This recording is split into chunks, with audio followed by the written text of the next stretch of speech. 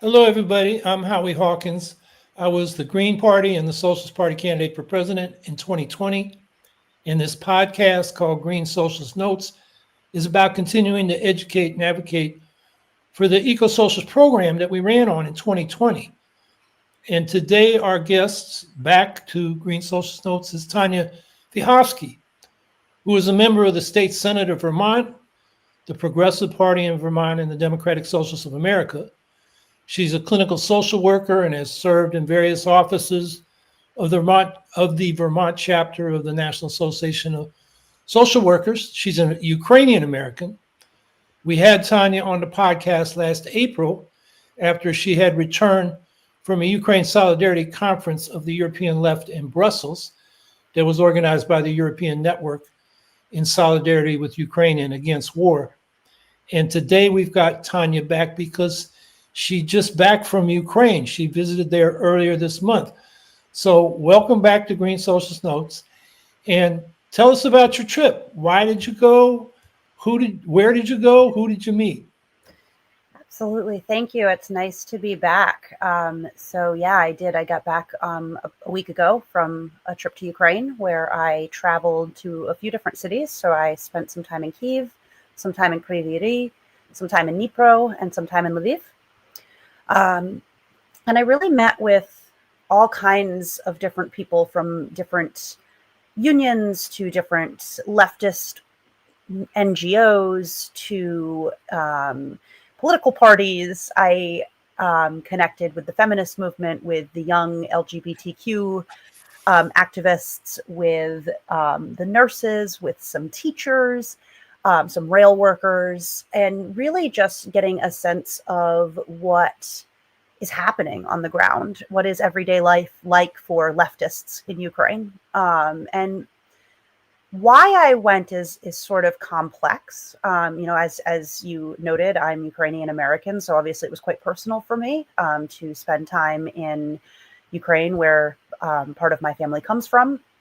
And it was also an opportunity to put my feet on the ground and offer solidarity in a real, tangible way to the Ukrainian people, particularly the Ukrainian left. So it was a really busy trip.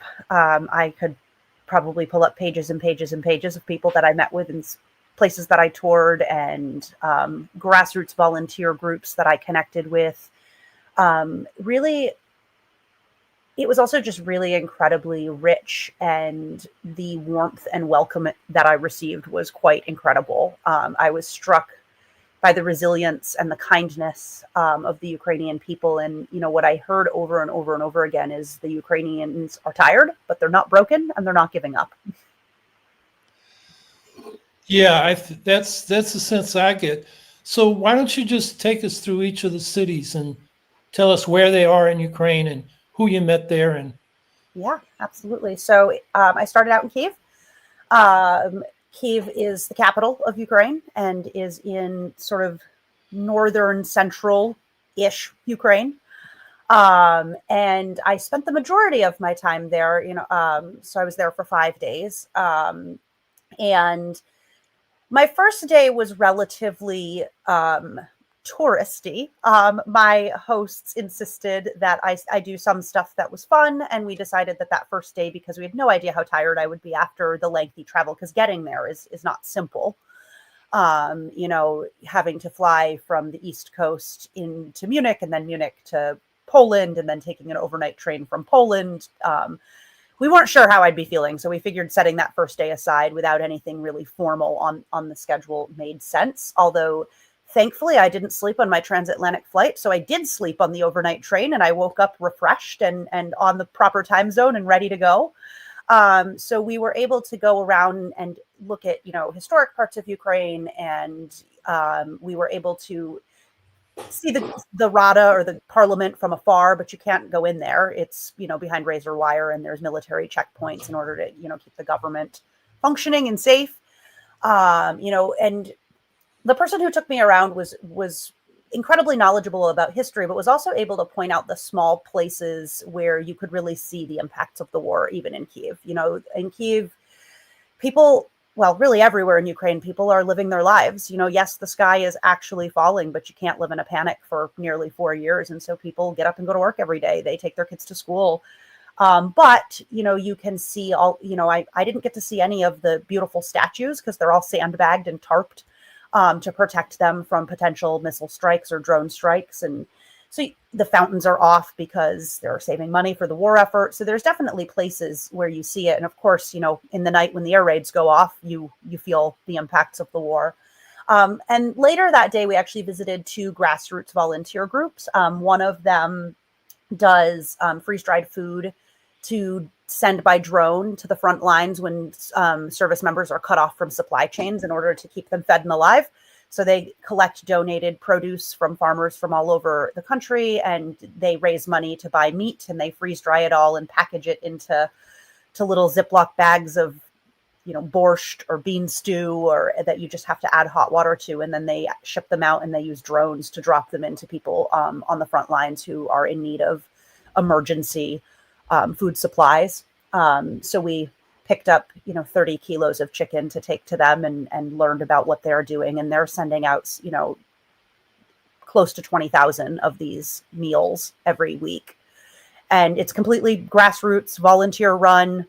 And then from there, we went and visited another grassroots volunteer group that is weaving ghillie mats and ghillie suits, or camouflage tarps and camouflage suits, to help keep soldiers' equipment at certain battlefield positioning camouflaged. And they actually taught me how to weave them. So there's a piece of one of those going to the front lines that I actually made, which was, real tangible effort. And then after that, we ate dinner. I actually connected with a friend of mine who's serving on the front lines, who was able to be home for a few days, so we could connect to talk about, one, just to connect, but also to just hear a little bit more about what things are like. I also met in Kyiv with Solsani Rukh, or the Social Movement, which is a leftist NGO. And I gave a talk there about, the shifting sands of American-Ukrainian relations under the Trump administration. And I also just answered a lot of questions and learned more about the work that the people in Ukraine are doing. I heard while I was there from rail workers and nurses and teachers and people who have run political campaigns, both in Ukraine and in the United States, actually, and young people and everyone, to just, one, asking their questions, but also sharing their insight and their reflections on the full-scale war and on civil society. I also, it was so many different meetings every day. Met with Spline, which is a leftist publication. I met with their editor and some of their staff and the people working to put out those messages while I was there. I met with the federated trade unions. I met with the independent trade unions. I met with individual people who wanted to connect with me, and people that I know from from when I was in Belgium. And the conversation, again, all was, yes, what is needed to move towards a more social Ukraine, what is needed to, survive and fight the existential fight for Ukrainian sovereignty and freedom, and really how everything is sort of interlinked together. We also talked a lot about the protests that had happened in opposition to taking independence away from the anti-corruption organizations. And I spoke to some of the people that were involved with that about how that happened and how quickly that decision was reversed to take that independence away. And also, I heard about some of the frustration that, that was being celebrated as a huge win. And on the one hand it is, but on the other hand, those organizations should be being strengthened, not simply returned to the status quo. I answered a lot of questions. I also met with Primadia, which is the independent students union, and just answered a lot of questions, and in some instances sort of misconceptions about what things are like in the United States. There's clearly very strong US propaganda that is really painting a very rosy picture of what things are like in the United States. So we talked about the healthcare system and the education system and the many failures of the United States, capitalist machine. From there, I took the overnight train through a night full of air raid sirens to Kryvyi Rih, where I met with the Rail Workers Union and learned more about the Ukrainian rail system and how they are supporting both civil society and, of course, the military, and how frequently they are bombed and hit with drone strikes. Kryvyi Rih is closer to the front line, so it's southeast of Kyiv, and it is the rail and sort of mining and metalworking center for Ukraine. So it's become a really commonly struck target. Actually, back in April of this year, there was a park in Kryvyi Rih that was hit with cluster munitions, and 19 people died, including 9 children. That made international news. We actually went to that park, which is now a memorial to the people who died there. And the thing that really struck me about that park was that across the street from it is a school. Behind it are huge apartment buildings, and right next to it is a restaurant. There's nothing anywhere nearby that could conceivably be construed as a military target. And it was pretty heart-wrenching, of course, to be there and to recognize that the war crime that occurred there, to use cluster munitions on a Friday evening in April and the target be a children's park. Kryvyi Rih, there's much more signs of in-your-face signs of the war. I couldn't stay in a hotel there because many of the hotels have been ruined by Russian airstrikes, and the hotels are targeted. So I stayed there with the leader of Solsani Ruk, and got a wonderful history lesson, both of Kryvyi Rih and Ukraine and my ancestral background from one of the long-term union leaders there. And then we went to Dnipro.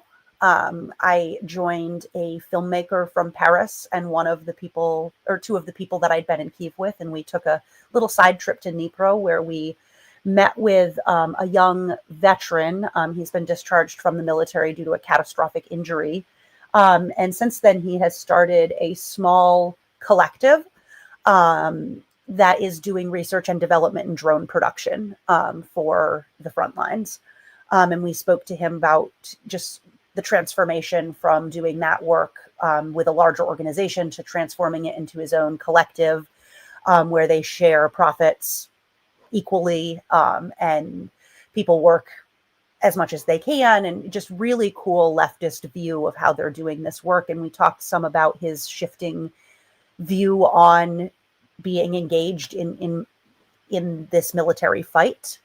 From Dnipro, I actually went back to Kyiv and spent one night there where I met with another union representative and a workers collective that is doing work to represent workers' rights. So they provide legal representation for workers who might be fighting for any type of workplace violation. And then I took the train to Lviv, where I met again with Prima Dia. I met with some really amazing young activists who gave me a true underground tour of Lviv. In fact, at points and times, it was in fact underground. But just really local, behind the scenes view of Lviv. And, what I kept hearing in Lviv is the war hasn't really touched Lviv as much. And yet people would casually point to a statue here that's head was blown off in an air raid. Or, all of the statues there are behind fences and netted, just similar to in every other city. But there hadn't been an airstrike while I was there for about 6 weeks, although the day after I left, there was a pretty catastrophic airstrike that killed some people and actually destroyed a U.S. factory. I met with, and I'm sure I'm forgetting some of the people that I met with because the list was just so incredibly long. In Lviv, I also met with the Feminist Workshop, which is a feminist group that has been doing a lot of work recently to build LGBTQ rights in Ukraine. They're also doing a lot of work around reproductive education. So abortion is legal in Ukraine, but doctors are allowed to not offer it if it's against their beliefs. So they're working to build a strong system of education and sort of a white list of like, here's providers that you can go to, as well as advocating for telehealth access to abortion medication, which will be particularly useful for women who are in the military. And everyone I spoke to, regardless of what city I was in, really highlighted to me that there are no issues that can be unlinked from the war. The war permeates into everything everyone is doing all of the time. So that is, like I said, probably an annotated list of people that I met with, because even as I'm talking, I'm like, oh, wait, I also met with this person and that person. I had a chance to sit down with Maxim Butkovich and talk about his work and his shifting view on, the military and the EU, and his work and his incredible continued work in journalism and his humanitarian efforts. Yeah, there's my short list of who I talked to, what I did. Yeah, it sounds like some of the people you talked to, I talked to, but you talked to other people. Like, I wanted to talk to the nurses union, but they were too busy when I was there. When I was in Creevy Ree, I talked with the miners and the teachers and the veterans, but not the rail workers. But, there's only so much time. It's interesting. You mentioned Maxim Butkovich. When I was there, he was still a prisoner of war, actually a political prisoner, because the Russians, put a bunch of bogus charges on him that were political. And it's great to see him out. For people who don't know him, he was a leading human rights and advocate of nonviolence, defending human rights in Ukraine, and in relation to the, Russian threat. But once the full-scale invasion started, he enlisted in the army, and he got captured, about 6 months into his service, and he'd been in prison or a POW camp for 3 years. So, it's great that he's out. And if you get a chance, he's been on some discussions. His English is very good, and he's just a compelling speaker. So, look for him. And in the chat, we've got the talks that links to the talks that Tanya gave in Kyiv and Kryvyi Rih. So, you can go back and check those. They're very interesting, because it's interesting to see an American telling Ukrainians what's going on in America and them asking questions while they're also explaining to her what's going on in Ukraine. So you mentioned political parties. What political parties did you meet with? So I met with Narodovladia, which is a grassroots, it's a pretty new party. It's a grassroots party really grounded in economic justice and building a true grassroots left. And I met with both their leadership and their membership and, talked about what it has been like to be part of the Progressive Party here in Vermont, because, we are, I believe, the most successful third party in the U.S., and we are grassroots. We don't take any, corporate money. And so we were just, sharing stories. And that's also where I met with a lot of members that serve on the front lines, because this party also does a lot of work to support the front lines with their nonprofit arm, UA Help, where they're sending paraffin trench candles to keep people warm. They're sending food, they're sending generators, really just whatever the front line is asking for, and trying to turn that around really quickly. I think they were actually just rated the number seven nonprofit supporting the military in Ukraine right now, even though they're quite small. And could you say that again slowly? Narodovladia. That sounds like people's something. So it doesn't translate directly into English, but the loose translation is the Working People's Party. Okay, that's news to me. I'm going to check that out.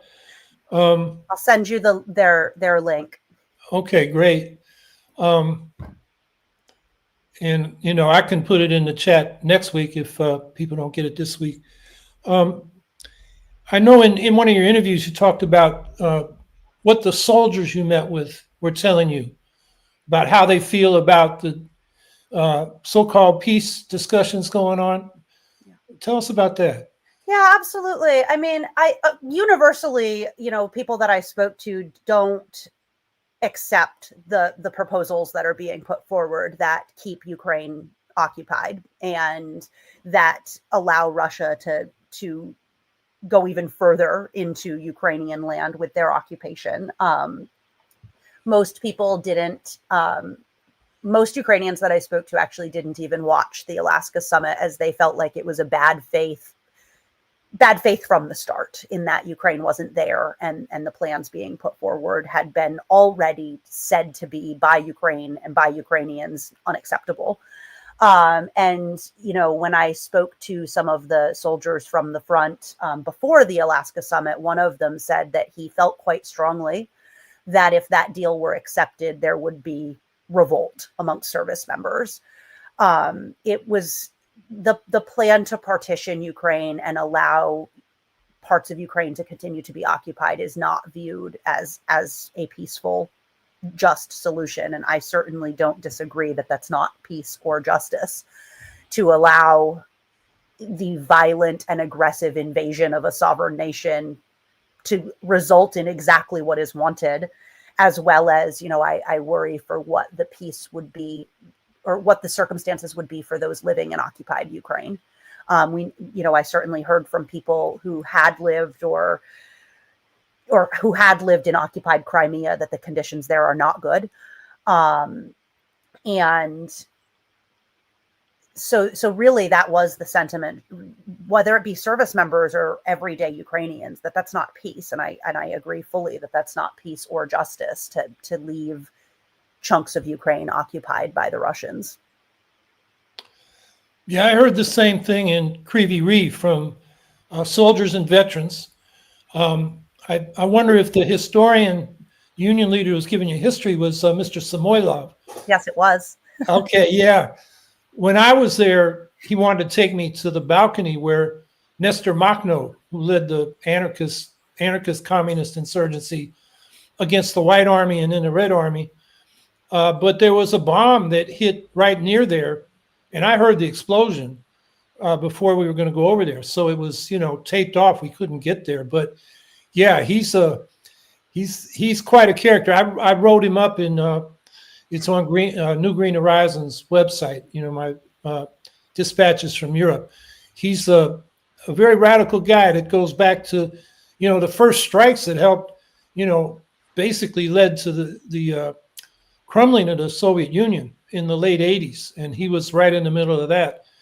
But yeah, I heard the same thing from the veterans and the soldiers, is that, they don't want their country partitioned. And if the leadership accepts that, there's going to be trouble from the people that have been fighting for Ukraine. There's a statement that we got in the chat from the Ukraine Solidarity Network that's critical of, these meetings, including with the European allies, who, instead of talking about, defending Ukraine and getting the Russians out and self-determination, it was about policing this partition that, Vitkov brought back from Putin.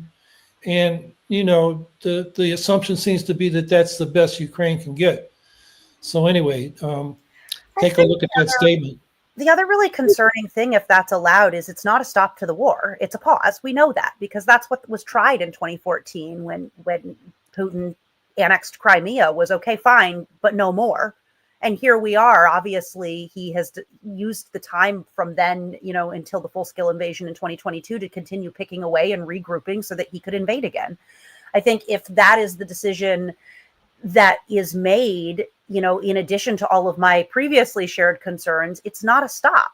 It allows the Russians to regroup, put things back together and come back for more, as we know that they will. They've made the statement before, and they've made it publicly that their goal is to eradicate Ukraine as a sovereign nation. Yeah, I think one of the problems has been in this country, particularly on the left, is people don't listen to the Ukrainians. They got all these geopolitical theories, and it's as if the Ukrainians don't exist. It's, they'll follow somebody like John Mearsheimer, this so-called realist, who thinks every state is like it's got its interest no matter what kind of state it is. A fascist state, a socialist state, he just thinks it's going to do what it's going to do. And basically the big powers do what they will, and the small powers got to, survive what they must.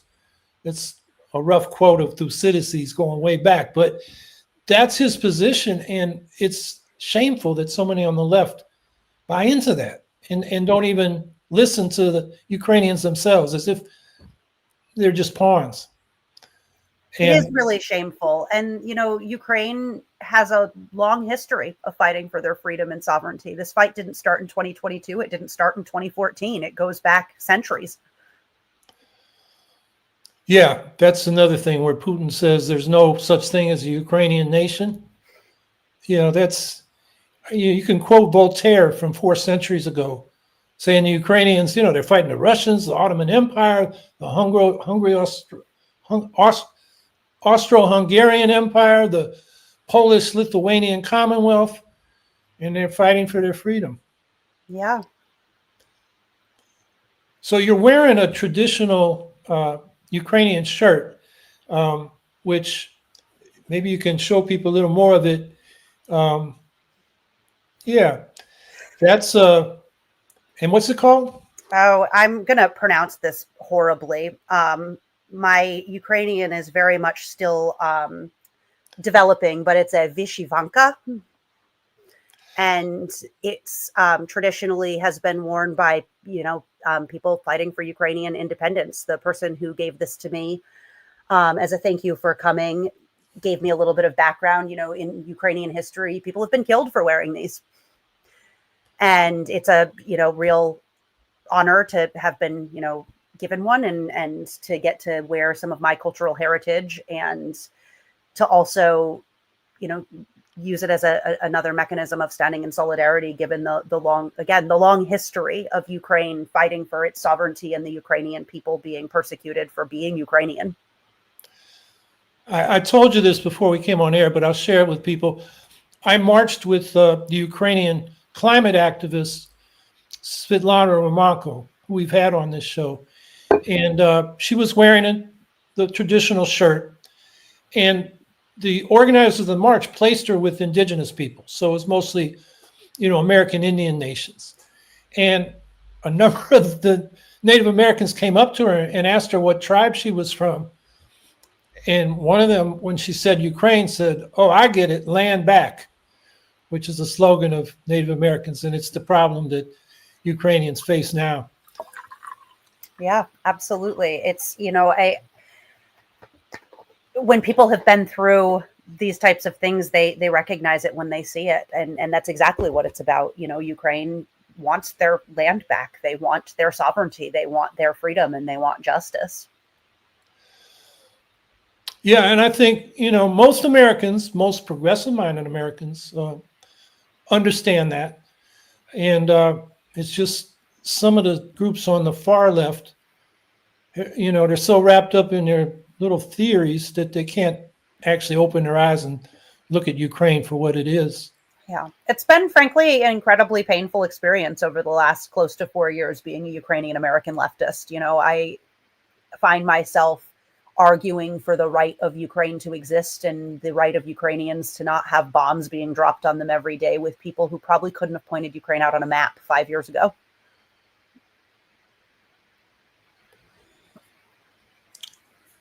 Well, we're starting to get some comments. People, if you have questions or comments, please put them in the chat.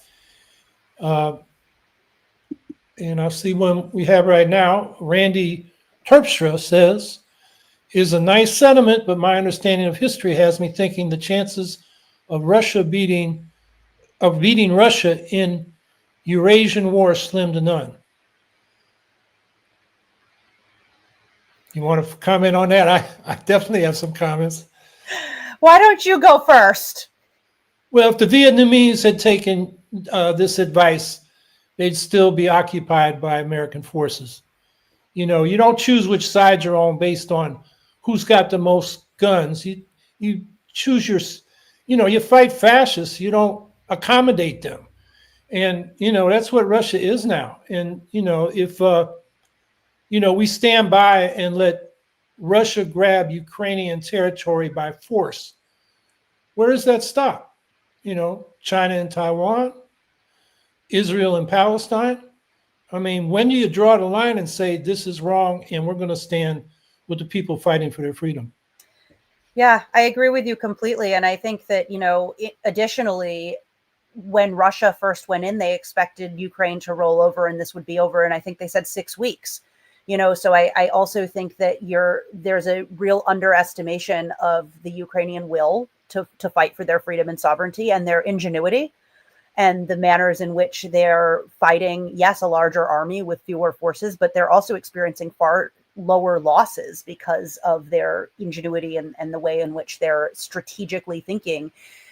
But I think the point you make is really critically important, that it's, yes, this is a fight for Ukrainian sovereignty and Ukrainian freedom and justice in Ukraine, but it is a much larger fight, and a fight against fascism and a fight for global democracy.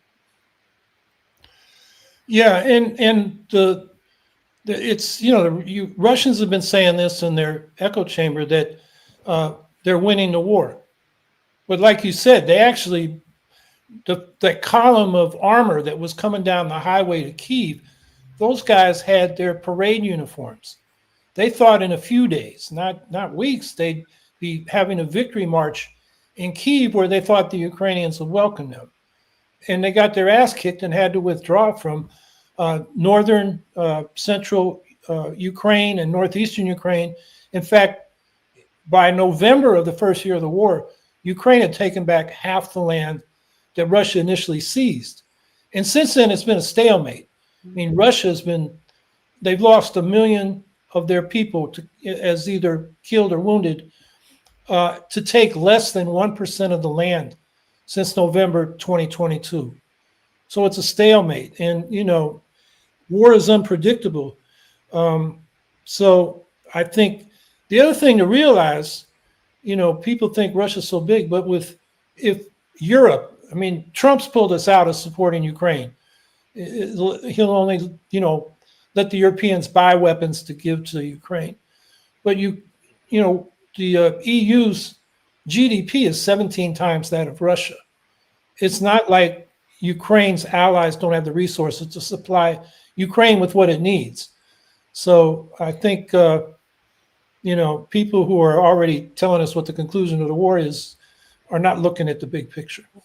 And the Ukrainians too have scaled up their capacity to, you know, build their own drones, build their own long-range missiles, and they've taken some really strategic hits at particularly the Russian oil and train infrastructure, which has meant that Russia has had to largely shift all of their economy away from any social support to purely the war effort. And there's some predictions after some recent hits on some of the oil infrastructure that they may not be able to meet their domestic need for gas and oil in the coming year. And that will be a catastrophic to their economy if they're no longer shipping oil out. I also think that the EU, in addition to providing supports, needs to strengthen the sanctions and stop buying Russian gas.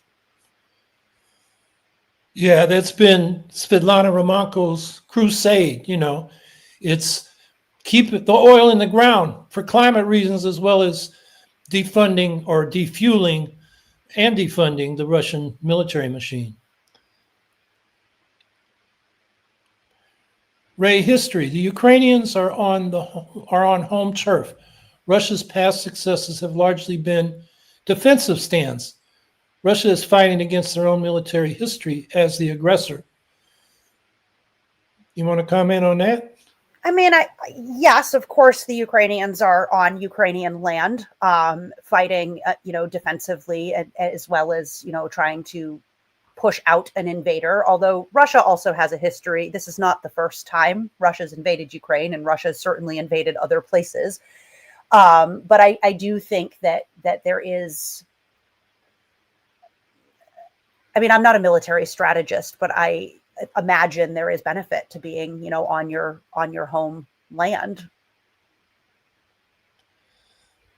Yeah, there is, and I think you make an important point. Russia was a colonial power. At the same time, the United States was marching west, displacing and, you know, basically committing genocide against Native Americans. Russia was doing the same thing going east against the indigenous peoples on the other side of the Ural Mountains, across Siberia, into Alaska. I don't have the link now, but there's a great article on how, you know, the Russians starved Native Alaskan tribes in order to take the land. I mean, it's as bad as the things the U.S. did to Native Americans. And, you know, you've got the Central Asian, you know, Muslim countries, the Stans, Kazakhstan, Tajikistan, the rest of them, Georgia, Azerbaijan, Moldova, Romania. Well, that was under the Soviet sphere of influence as a satellite country, not formally colonized by the Russian Empire, but it has been expansionist. And but I think the basic point there that they're fighting on their home turf does give them an advantage. Mhm. You know, not just because they know the landscape, but because they're fighting for their people, their families, their communities, their farms. Yeah, absolutely. And I mean, Russia has a history of using starvation to try and take over in more than just Alaska. There's a great little museum in Alaska to the indigenous history that has an exhibit on the Russian abuses of indigenous people in Alaska. But the Russians also starved the Ukrainians in the Holodomor. This is a tactic they've used in many different places, and it's genocidal. This continues to be genocidal, with the abduction of 20,000 or more Ukrainian children who are then adopted out to Russian families, and in some instance, and essentially tortured to take away their Ukrainian identity. There's it's absolutely genocidal behavior. Vicky Corden, if Russia is not stopped at Ukraine, Putin will want to invade more European countries. Putin will never be satisfied. I think that's absolutely true. I think we just talked about the sort of historical Russian imperialist, Russian colonial method of engaging the East. And I don't think that today's Russia will do anything different. I think you're absolutely right. Putin was not satisfied with Crimea. Putin will not be satisfied with Donbass. Putin will not be satisfied with Ukraine. And, I've asked this question of many of the people who are in opposition to supporting Ukraine. Where do they think he's going to stop? If this works, why wouldn't he invade somewhere else? Yeah, and you talk to Russian leftists like Ilya Butrykis. We have an interview he did with you recently in the chat. He says that basically militarism is how Putin maintains power. War is the health of his state because it enables him to suppress domestic dissent, divert people, mobilize them around, sort of xenophobic hatred of other peoples, like Trump does against immigrants, he does against Ukrainians and others. And, and others, in the Ukrainian left and the Russian left will tell you, Putin is not afraid of NATO. I mean, the last expansion of NATO into Eastern Europe was in 2004. And then when Finland joined after the full-scale invasion, Russia didn't attack them. What Putin is afraid of is having a democratic neighbor next to Russia as an example for the Russian people.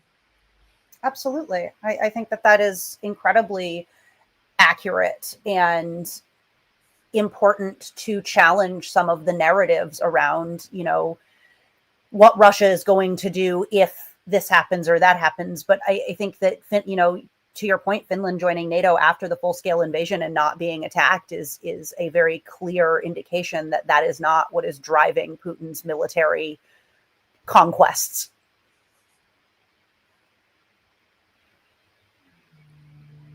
Beatty Dimmitt, in World War II, Russia was west to the farthest bits of Ukraine.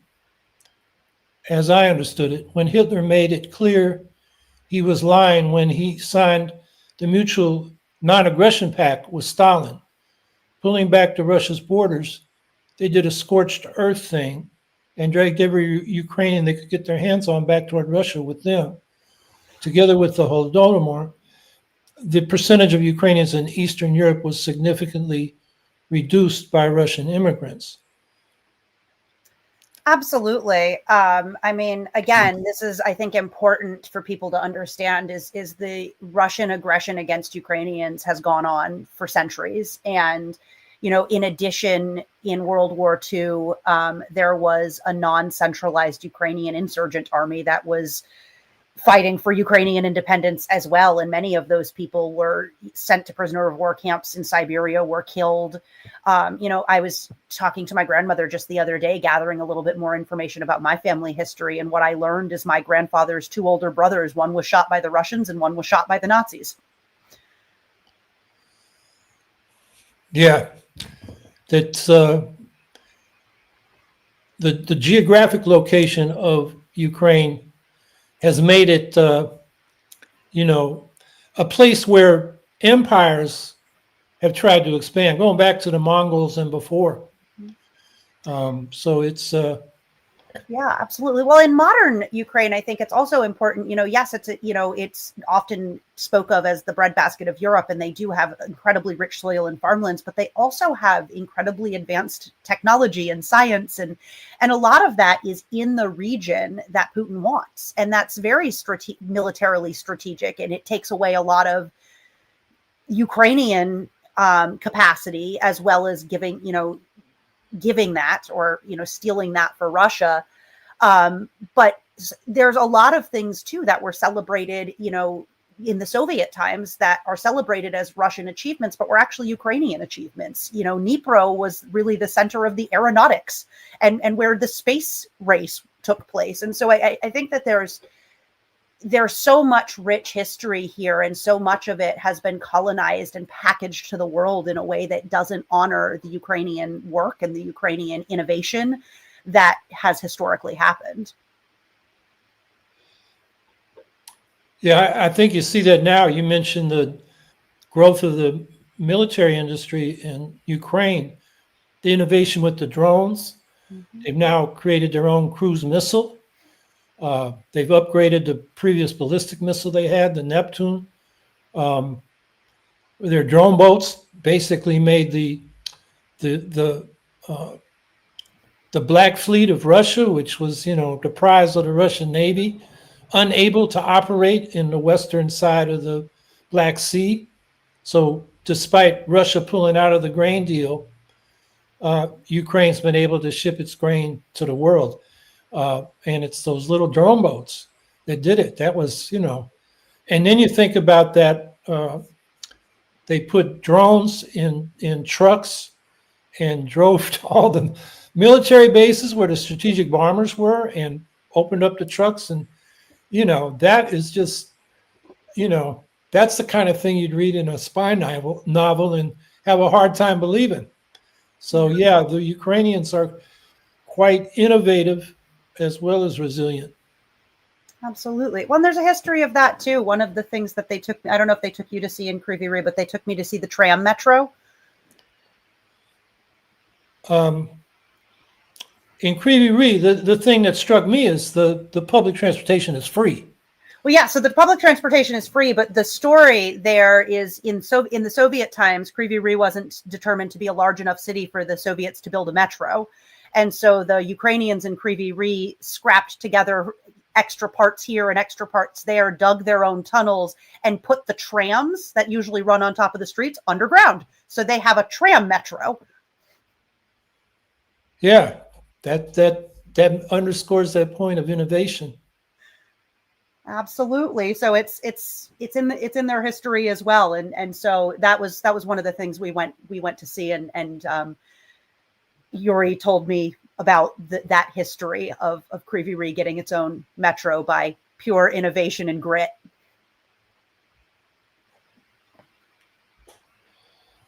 Thomas Lewis. Putin is a terrifying strongman until he is stopped cold by the West. At that moment, he becomes the captain of the Titanic. It is very unlikely he could survive. You're certainly not the first person that has made that point, or it has posited that would be the case, that if Putin isn't successful in this military endeavor, it's unlikely he maintains power.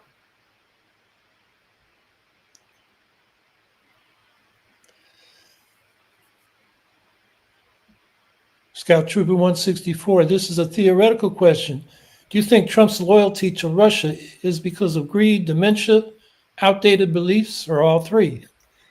I mean, I think it's difficult to suss out one from the other. So if I had to postulate, I'd say probably all three, but I think greed is the driving force. And I think in some ways, Donald Trump views himself as an authoritarian dictator himself. And so he sees what he'd like to be like in the way, in Vladimir Putin, in a way. Yeah, I think that's partly outdated beliefs. He thinks Russia's still a superpower. It does have nuclear weapons, but in terms of economics and influence in the world, it's not what it once was under the Soviet Union. And he sees Ukraine as a piece of real estate. Mm-hmm. So this plan that came out of the Alaska summit that really hasn't been detailed, but you can gather what it is from what Howard Witkoff said he got from Putin, is they want to basically carve up Ukraine. The Americans hope to carve up Ukraine between them and Russia for the minerals and the oil. The oil part of it, the same day Putin and Trump met, the Russians opened the door to Exxon. Was it ExxonMobil to go back into Russia and begin or reboot their exploitation, their drilling of oil in Siberia. And so oil is a big part of this too. And then there are the pipelines. So Trump's looking at it as a business proposition. And that goes to greed, but also just a mentality. And then I think he likes just standing next to the Russian leader because he thinks that makes him big too. Yeah. And as far as dementia goes, I mean, who knows? I mean, the guy was saying he was going to Russia when he was going to Alaska leading up to that. So, maybe that was just a Freudian slip, but it makes you ask questions. Of course.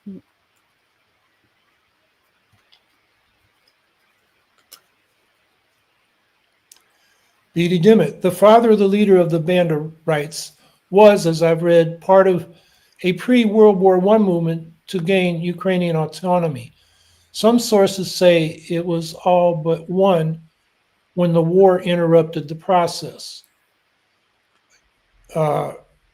Okay, I assume he's talking about when World War II interrupted the process, but I'm not sure. I mean, I think the Banda rights took advantage of the war, and at first they thought the Nazis would give them an independent Ukrainian state, and when they didn't, Bandera himself was put in a Nazi concentration camp because the Nazis wanted it for themselves. In pre-World War I, what I know is that the movements for independence were socialist. Absolutely. I mean, for a brief period of time prior to World War I think there was a socialist, a Ukrainian socialist republic. Yeah, when the Russian Revolution broke out from 1917 to 1921 or 22, when the Bolsheviks retook Ukraine, they had a socialist republic based in Kyiv. They had one in western Ukraine as well, and then you had the Makhnovishny, the anarcho-communists who were kind of representing the peasants who collectivized land and the factories in the areas they controlled. So there was a democratic socialist movement before the Bolsheviks came in with their top-down control. Yeah, absolutely. And- I mean, it might be one of the first sort of democratic socialist republics in history. Yeah, Pavlo, um, Starodubstev, and his first name is Oh, Vladislav. Yeah, he's written about that. It was when the Russian Revolution broke out in Georgia. We've talked with Georgians about that on this podcast. In other parts of Russia where there were, national groups that weren't necessarily Russian, and Ukraine, there were democratic socialist experiments that the Bolsheviks kind of suppressed. Mm-hmm. And the counter revolution by the Tsarist White Army, made that a difficult time. But I look back and think, the once the White Army had been beat, those democratic socialist efforts should have been allowed to persist. Absolutely. Actually, in my day of tourist touring, we went and visited the building that they housed their sort of central government during that time, when it was the Democratic Socialist Republic. And who took you there? Vladislav's now in the army. So he didn't take me there, but he did get some time off and spent some time with me while I was in Kiev. But this was a friend of mine who is part of the grassroots political party that I was talking about. Okay. Yeah. Yeah, we've had Vladislav on this podcast, and if you take the trouble to read what he's writing, some of it you have to use Google Translate to read, but it's fascinating. The other thing I would say about this comment is I'm not sure the Banderites, the far-right nationalists, had that much of a role prior to the Russian Revolution. I mean, the energy against the Tsars was from the left. And, right-wing nationalists really didn't come into play until the 30s and really after World War II, from what I understand. Okay, Beatty says, no, I meant World War I. His father, remember, he was a teen. Okay. I'm going to have to do a little more digging into that and find out more. Vicky Corden, I think Putin is playing Trump, and Trump is too naive to realize it, or he is only thinking on economic gain. I mean, it's I can certainly understand that, and I've certainly questioned that myself, whether or not, Putin's the one really pulling the strings here. And there's so much of what the Trump administration does, whether it's in relation to Ukraine or just period, what they're doing, that doesn't make much sense other than to sow fear and chaos. And they're doing an excellent job at that in all places. I think Putin is playing Trump. The idea that Putin wants to carve up Ukraine with the United States, I think is just a delaying tactic. I think he wants all of Ukraine for Russia and, wants the U.S. out completely. And Trump thinks he can cut a deal with Putin, and Putin's stringing him along while he continues his military offensives. Well, it not just continues, but escalates. I mean, the last couple of days in Ukraine have been horrific. I mean, the evening of the 28th, it was 12 in Kyiv, was 12 straight hours of air raids. 25 people have died, 4 of them children. Last night again, air raids all night long in Kryvyi Rih and Lviv. Like it's not just continuing; it's escalating. Yeah, I've watched that. I keep the Kyiv air alerts on my phone, and Too. That one, yeah, I couldn't believe how long that one was. It went on for 12 hours. It was, and then you read about it, and it's horrific. And, it's targeting civilians. That's what the Ukrainians are not doing. And, that's another difference in this struggle. Yeah, the targets have primarily been civilian targets, whether it's parks or schools or hospitals. And when I was in Ukraine and we visited some of these bombing sites and I asked questions, and, some of them, the Ukrainians were like, yeah, there's a factory over here that they could have maybe thought was being used for military. and there is a margin of error. And so maybe this particular bombing was callous disregard for civilian life and not actually targeting. But there's so many other places that I saw and that I'm looking at from, the last few days of air raids that you can't make that excuse. There's nothing you could conceivably claim nearby that isn't civilian. Yeah. When I was in Kyiv and it was showing some of the bomb sites, they're just neighborhoods. Yeah. Nothing military. Same thing I saw in Kryvyi Rih. You hear bombs go off. I stayed with Dennis Pilash my first week in Kyiv.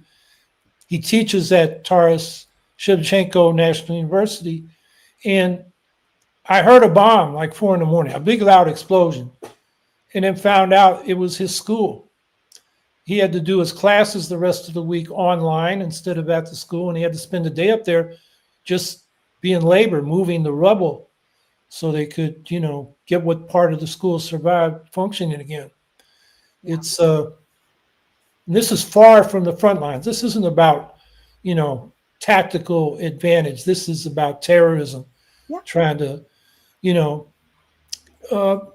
make the Ukrainian people give up. But I think you read the history of bombing campaigns like that, it just makes the people more pissed off. Mm-hmm. And the more they're not going to, submit to this invader.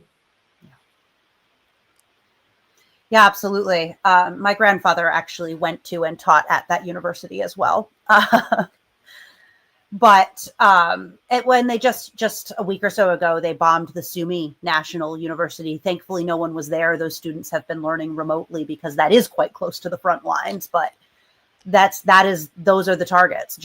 It's universities, it's cultural sites, it's playgrounds, schools. In Kryvyi Rih, they took me down beneath one of the elementary schools because they're primarily just teaching in the bomb shelters now. Yeah, I talked to students. In my case, they were middle school, and it was interesting. Like half the questions were about American pop culture, which I'm not up on. And so they knew more about it than me. But other questions were very sophisticated for such young people about the politics of the war. But it's underground, they got the vents and the ducts and the pipes above head, and it's they go to school every day that way. Yeah, absolutely. And I mean, it's again a testament to the resilience and the ways in which they've figured out how to just keep going. But it's also so incredibly traumatic and impactful for the lifetime of those kids. Kids shouldn't have to think about bombs falling on their heads. Yeah.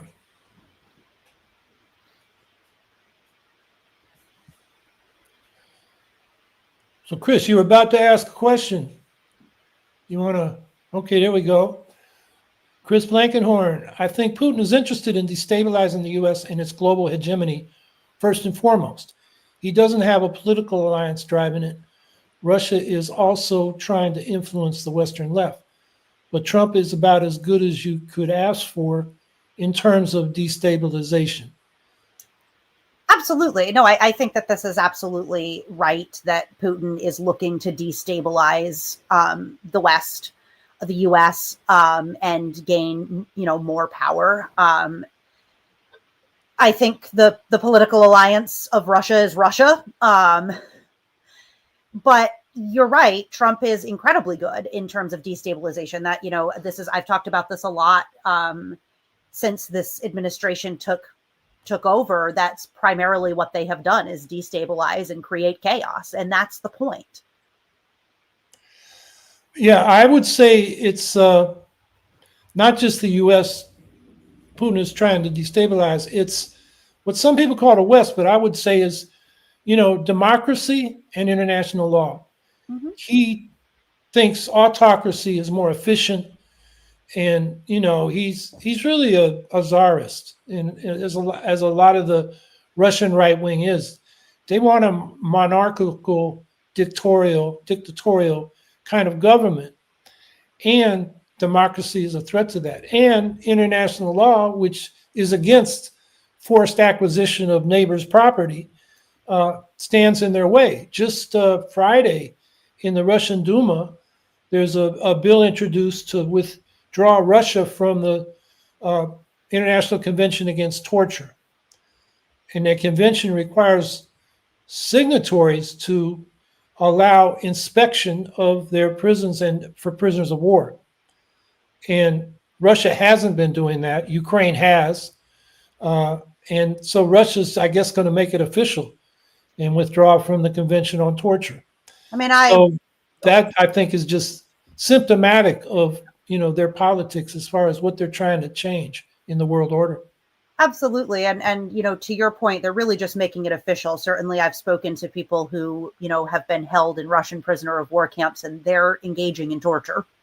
And we know that, too, from, some of the bodies of prisoners who've died in their camps that have been returned to Ukraine. There was, a young journalist earlier this year that her body clearly showed signs of torture. So for them to withdraw from that is simply them acknowledging what they are doing. Yeah, I think you just need to look at the state of Ukrainian prisoners of war coming back looking very gaunt, like they just came out of Auschwitz, and Russian prisoners of war being sent back who've been fed. It's pretty stark difference. It is. And again, the folks, the people that I spoke to who had experienced, being imprisoned by the Russians certainly didn't go into gory details, but they made it quite clear to me that the practices were painful.